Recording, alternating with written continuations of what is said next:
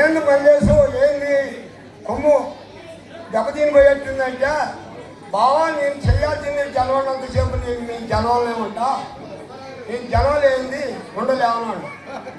ఇప్పుడు మేము CPI party కార్యకర్తలు కూడా ఇది మేదేసి చేసిందంతా మల్లేసి కాదు. ఇది సంక్రాంతి శుభాకాంక్షలకి పూర్తిగా మేదేశితో చేసిందంతా పాడాలి మల్లేసి కాదు.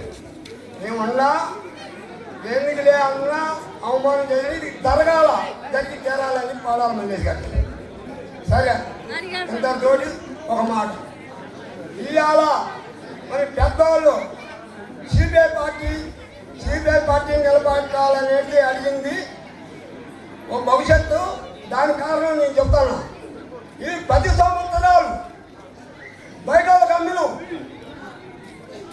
10 సంవత్సరాలు బయట వాళ్ళకి అమ్మి చూస్తే ఇవాళ ఉత్తర బజారు కాల్దాలన్నట్టే ఉంది, గోల బజారు కాల్దాలన్నట్టు ఉంది. ఏమి చేశారో చెప్పాలి, వాళ్ళు ఏం చేశారో చెప్పాలి. ఎందుకంటే ఇవాళ ఆనాడు ఉంది బొంచెట్టి నారాయణ గారిని, చింతకాల వెంకయ్య గారిని, వాగదాని వెంకయ్య గారిని, పారాల బాసయ్య గారిని సావజంగాలని ఊరు మొత్తం తలకాయ చేసి అయ్యా సిపిఐ పార్టీ పోయిందని అన్నారు. అయ్యా అట్లా చేసి మళ్ళీ సిపిఐ పార్టీని భయంగా చూపించి ఇవాళ ఐనేరు రోడ్డు ఎట్టొచ్చింది. ఇవాళ మంగళగిరి కంపలు ఇవాళ మంగళగిరి కంపలు దొంగలు పెట్టు కమ్యూనిస్ట్ పార్టీ చేసింది. ఇవాళ సోమవారంగా రాకుండా ఉత్తరాల అయ్యా కట్టబట్టి ఇవాళ వచ్చింది కమ్యూనిస్ట్ పార్టీ చేసింది. ఇవాళ అల్లిపురం పోతుంది. అల్లిపురం భవిష్యత్తు ఏంది? ఆనాడు కొత్తగూడెం మీద ఆధారపడి బతికింది. ఇవాళ అల్లిపురానికి అన్ని భవిష్యత్తు అనేది అల్లిపురం కొత్తగూడెం పేరు తీసేసి అల్లిపురం వస్తుంది. ఇవాళ ఎవరి కోసం కమ్యూనిస్ట్ పార్టీ కావాలని మాట్లాడుతున్నాం. ఇప్పుడు మళ్ళా ఇవాళ కమ్యూనిస్ట్ పార్టీ అయ్యా చేసే పనులు ఎట్లుంది ఇవాళ జరిగానే ఎట్టుంది ఈ జల్లా తెలిసి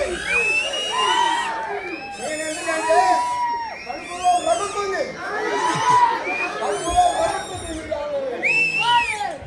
మన కమ్యూనిస్ట్ పార్టీ ముందుకు దేశపోలే 18వ తారీఖు నాడు అంత బహిరంగ సభ 100 సంవత్సరాలు పూర్తయి మళ్ళా 101వ సంవత్సరంలో బయలుదేరుతుంది. కాబట్టి